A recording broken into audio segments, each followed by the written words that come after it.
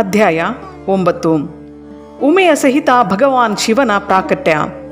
ಅವನಿಂದ ತನ್ನ ಸ್ವರೂಪದ ವಿವೇಚನೆ ಹಾಗೂ ಬ್ರಹ್ಮಾದಿ 3 ದೇವತೆಗಳ ಏಕತೆಯ ಪ್ರತಿಪಾದನೆ. ಬ್ರಹ್ಮದೇವರು ಹೇಳುತ್ತಾರೆ, ಎಲೈ ನಾರದನೆ, ಭಗವಾನ್ ವಿಷ್ಣುವು ಮಾಡಿದ ತನ್ನ ಸ್ತುತಿಯನ್ನು ಕೇಳಿ ಕರುಣಾನಿಧಿ ಮಹೇಶ್ವರನು ಬಹಳ ಪ್ರಸನ್ನನಾಗಿ ಉಮಾದೇವಿಯೊಂದಿಗೆ ಅಲ್ಲಿ ಪ್ರಕಟನಾದನು. ಆಗ ಅವನಿಗೆ 5 ಮುಖಗಳಿದ್ದು ಪ್ರತಿಯೊಂದು ಮುಖದಲ್ಲಿಯೂ 3 ಕಣ್ಣುಗಳು ಶೋಭಿಸುತ್ತಿದ್ದವು. ಹಣೆಯ ಮೇಲ್ಗಡೆ ಚಂದ್ರಮುಕುಟ ಸುಶೋಭಿಸುತ್ತಿತ್ತು. ಶಿರದಲ್ಲಿ ಜಟೆಯನ್ನು ಧರಿಸಿದ್ದು ಗೌರವರ್ಣ ವಿಶಾಲ ನೇತ್ರನಾದ ಶಿವನು ಸಂಪೂರ್ಣ ಅಂಗದಲ್ಲಿ ವಿಭೂತಿಯನ್ನು ಹಚ್ಚಿಕೊಂಡಿದ್ದನು. ಅವನಿಗೆ ದಶಭುಜಗಳಿದ್ದು ಕಂಠದಲ್ಲಿ ನೀಲಿ ಚಿಹ್ನೆ ಇತ್ತು. ಶ್ರೀ ಅಂಗವು ಸಮಸ್ತ ಆಭೂಷಣಗಳಿಂದ ವಿಭೂಷಿತವಾಗಿತ್ತು. ಆ ಸರ್ವಾಂಗ ಸುಂದರ ಶಿವನ ಮಸ್ತಕವು ಭಸ್ಮಮಯ ತ್ರಿಪುಂಡ್ರದಿಂದ ಅಂಕಿತವಾಗಿತ್ತು. ಇಂತಹ ವಿಶೇಷಣಗಳಿಂದ ಕೂಡಿ ಪರಮೇಶ್ವರನ ಮಹಾದೇವನು ಭಗವತಿ ಉಮೆಯೊಂದಿಗೆ ಉಪಸ್ಥಿತನಾಗಿರುವುದನ್ನು ಕಂಡು ನಾನು ಮತ್ತು ಭಗವಾನ್ ವಿಷ್ಣುವು ಪುನಃ ಪ್ರಿಯವಚನಗಳಿಂದ ಅವನನ್ನು ಸ್ತುತಿಸಿದೆವು. ಆಗ ಪಾಪಹಾರಿ ಕರುಣಾಕರ ಭಗವಾನ್ ಮಹೇಶ್ವರನು ಪ್ರಸನ್ನ ಚಿತ್ತದಿಂದ ಆ ಶ್ರೀ ವಿಷ್ಣು ಭಗವಂತನಿಗೆ ಶ್ವಾಸರೂಪದಿಂದ ವೇದವನ್ನು ಉಪದೇಶಿಸಿದನು. ಮುನಿಯೇ, ಅನಂತರ ಶಿವನು ಪರಮಾತ್ಮ ಶ್ರೀಹರಿಗೆ ಗುಹ್ಯ ಜ್ಞಾನವನ್ನು ಕರುಣಿಸಿದನು. ಮತ್ತೆ ಆ ಪರಮಾತ್ಮನು ಕೃಪೆಗೈದು ನನಗೂ ಆ ಜ್ಞಾನವನ್ನು ಕರುಣಿಸಿದನು. ವೇದ ಜ್ಞಾನವನ್ನು ಪಡೆದು ಕೃತಾರ್ಥನಾದ ಭಗವಾನ್ ವಿಷ್ಣುವು ನನ್ನೊಂದಿಗೆ ಕೈ ಜೋಡಿಸಿಕೊಂಡು ಮಹೇಶ್ವರನಿಗೆ ನಮಸ್ಕಾರ ಮಾಡಿ ಪುನಃ ಅವನಲ್ಲಿ ಪೂಜೆಯ ವಿಧಿಯನ್ನು ತಿಳಿಸಲು ಹಾಗೂ ಸದುಪದೇಶವನ್ನು ಕೊಡಲು ಪ್ರಾರ್ಥಿಸಿದನು. ಬ್ರಹ್ಮದೇವರು ಹೇಳುತ್ತಾರೆ, ಮುನಿಯೇ, ಶ್ರೀಹರಿಯ ಮಾತನ್ನು ಕೇಳಿ ಪ್ರಸನ್ನನಾದ ಕೃಪಾನಿಧಾನ ಭಗವಾನ್ ಶಿವನು ಪ್ರೀತಿಯಿಂದ ಇಂತೆಂದನು. ಶ್ರೀ ಶಿವನು ಹೇಳಿದನು, ಸುರಶ್ರೇಷ್ಠರೇ, ನಿಮ್ಮಿಬ್ಬರ ಭಕ್ತಿಯಿಂದ ನಾನು ನಿಶ್ಚಯವಾಗಿಯೂ ಬಹಳ ಸಂತೋಷಗೊಂಡಿರುವೆನು.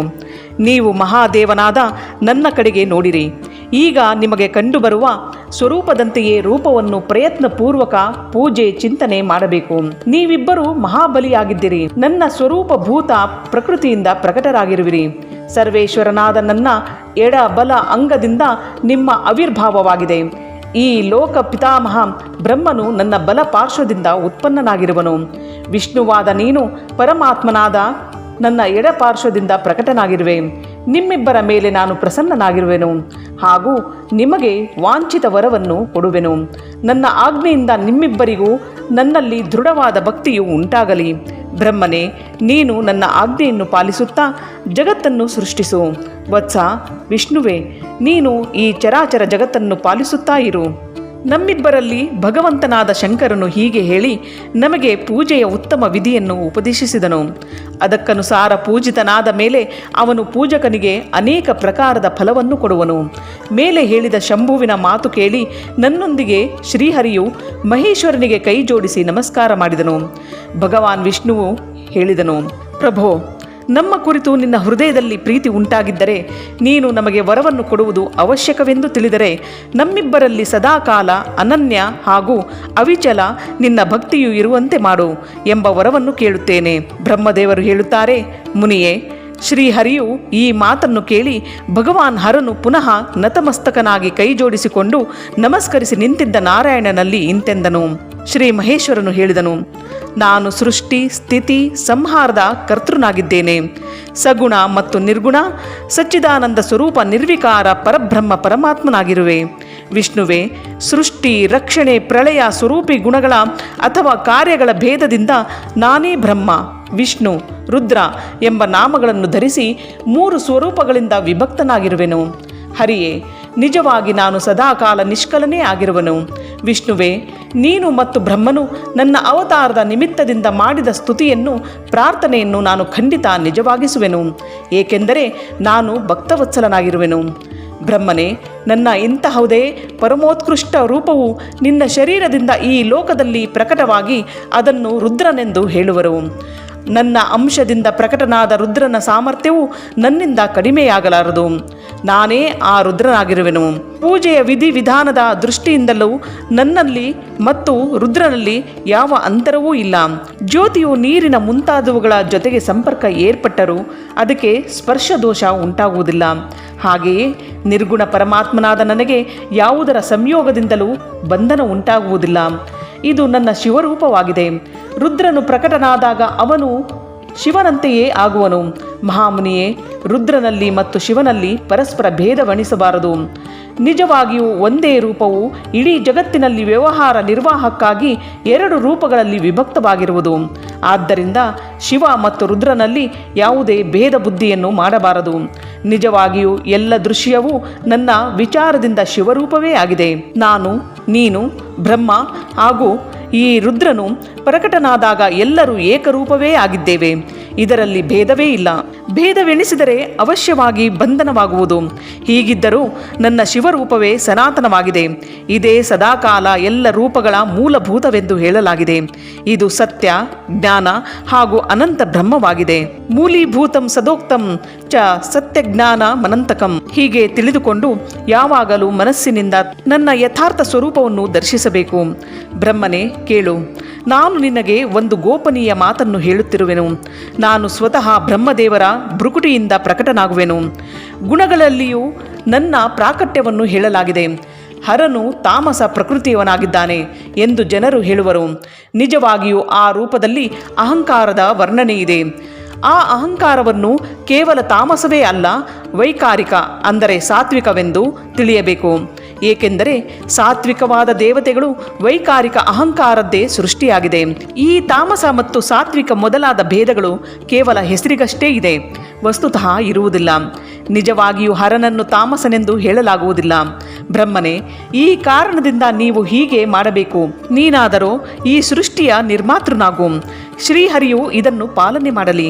ನನ್ನ ಅಂಶದಿಂದ ಪ್ರಕಟನಾಗುವ ರುದ್ರನು ಇದರ ಪ್ರಳಯವನ್ನು ಮಾಡುವನು.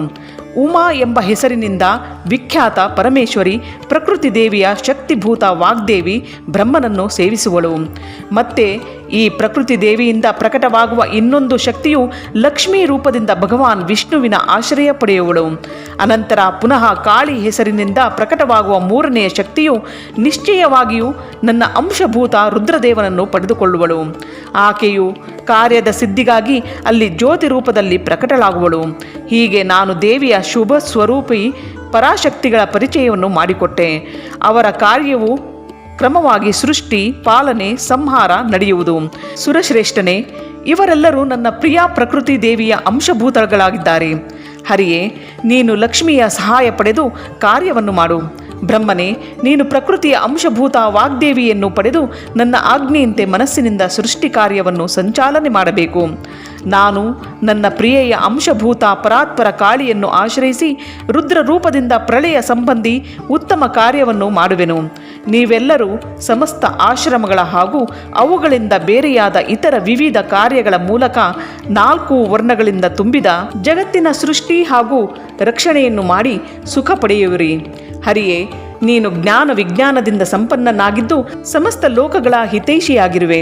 ಆದ್ದರಿಂದ ನನ್ನ ಆಜ್ಞೆಯನ್ನು ಪಡೆದು ಜಗತ್ತಿನ ಎಲ್ಲ ಜನರಿಗಾಗಿ ಮುಕ್ತಿದಾತ್ರನಾಗುವೆ. ನನ್ನ ದರ್ಶನದಿಂದ ಉಂಟಾಗುವ ಫಲವೇ ನಿನ್ನ ದರ್ಶನದಿಂದ ಆಗುವುದು. ನನ್ನ ಈ ಮಾತು ತ್ರಿವಾರ ಸತ್ಯವಾಗಿದೆ. ಇದರಲ್ಲಿ ಸಂಶಯಕ್ಕೆ ಎಡೆಯೇ ಇಲ್ಲ. ನನ್ನ ಹೃದಯದಲ್ಲಿ ವಿಷ್ಣುವು ಇದ್ದಾನೆ. ವಿಷ್ಣುವಿನ ಹೃದಯದಲ್ಲಿ ನಾನಿದ್ದೇನೆ. ನಮ್ಮಿಬ್ಬರಲ್ಲಿ ಅಂತರವನ್ನು ನೋಡದವನೇ ನನಗೆ ವಿಶೇಷ ಪ್ರಿಯನಾಗಿದ್ದಾನೆ. ಮಮೈವ ಹೃದಯೇ ವಿಷ್ಣುಶ್ಚ ಹೃದಯೇ ಹ್ಯಹಂ ಉಭಯೋರಂತರಂ ಯೋ ವೈ ನಾ ಜಾನಾತಿ ಮತೋ ಮಮ. ಶ್ರೀಹರಿಯು ನನ್ನ ಎಡಭಾಗದಿಂದ ಪ್ರಕಟನಾಗಿರುವನು. ಬ್ರಹ್ಮನು ಬಲಭಾಗದಿಂದ ಪ್ರಕಟನಾಗಿರುವನು. ಮಹಾಪ್ರಳಯಕಾರಿ ವಿಶ್ವಾತ್ಮ ರುದ್ರನು ನನ್ನ ಹೃದಯದಿಂದ ಪ್ರಾದುರ್ಭೂತನಾಗುವನು. ವಿಷ್ಣುವೇ, ನಾನೇ ಸೃಷ್ಟಿ, ಪಾಲನೆ, ಸಂಹಾರ ಮಾಡುವ ರಜವೇ ಮೊದಲಾದ ತ್ರಿಗುಣಗಳ ಮೂಲಕ ಬ್ರಹ್ಮ, ವಿಷ್ಣು, ರುದ್ರ ಎಂಬ ಹೆಸರುಗಳಿಂದ ಪ್ರಸಿದ್ಧನಾಗಿ 3 ರೂಪಗಳಲ್ಲಿ ಬೇರೆ ಬೇರೆಯಾಗಿ ಪ್ರಕಟನಾಗುವೆನು. ಸಾಕ್ಷಾತ್ ಶಿವನು ಗುಣಗಳಿಂದ ಭಿನ್ನನಾಗಿರುವನು. ಅವನು ಪ್ರಕೃತಿ ಮತ್ತು ಪುರುಷನಿಂದಲೂ ಅತೀತನಾಗಿರುವನು. ಅದ್ವಿತೀಯ, ನಿತ್ಯ, ಅನಂತ, ಪೂರ್ಣ ಹಾಗೂ ನಿರಂಜನ ಪರಬ್ರಹ್ಮ ಪರಮಾತ್ಮನಾಗಿರುವನು. 3 ಲೋಕಗಳ ಪಾಲಿಸುವ ಶ್ರೀಹರಿಯು ಒಳಗೆ ತಮೋಗುಣ ಮತ್ತು ಹೊರಗೆ ಸತ್ವಗುಣವನ್ನು ಧರಿಸುತ್ತಾನೆ. ತ್ರಿಲೋಕಗಳ ಸಂಹಾರ ಮಾಡುವ ರುದ್ರನು ಒಳಗೆ ಸತ್ವಗುಣ ಮತ್ತು ಹೊರಗೆ ತಮೋಗುಣವನ್ನು ಧರಿಸುತ್ತಾನೆ. 3 ಲೋಕಗಳನ್ನು ಸೃಷ್ಟಿಸುವ ಬ್ರಹ್ಮನು ಒಳಗೆ ಮತ್ತು ಹೊರಗೆ ರಜೋಗುಣಿಯೇ ಆಗಿರುವನು. ಹೀಗೆ ಬ್ರಹ್ಮ, ವಿಷ್ಣು ಹಾಗೂ ರುದ್ರ ಈ 3 ದೇವತೆಗಳ ಗುಣಗಳಾಗಿವೆ. ಆದರೂ ಶಿವನು ಗುಣಾತೀತನೆಂದು ತಿಳಿಯಲಾಗಿದೆ. ವಿಷ್ಣುವೇ, ನೀನು ನನ್ನ ಆಜ್ಞೆಯಿಂದ ಈ ಸೃಷ್ಟಿಕರ್ತನಾದ ಪಿತಾಮಹನನ್ನು ಸಂತೋಷವಾಗಿ ಪಾಲಿಸು. ಹೀಗೆ ಮಾಡುವುದರಿಂದ ನೀನು 3 ಲೋಕಗಳಲ್ಲಿಯೂ ಪೂಜನೀಯನಾಗುವೆ. ಇಲ್ಲಿಗೆ ಅಧ್ಯಾಯ 9 ಸಂಪೂರ್ಣವಾಯಿತು.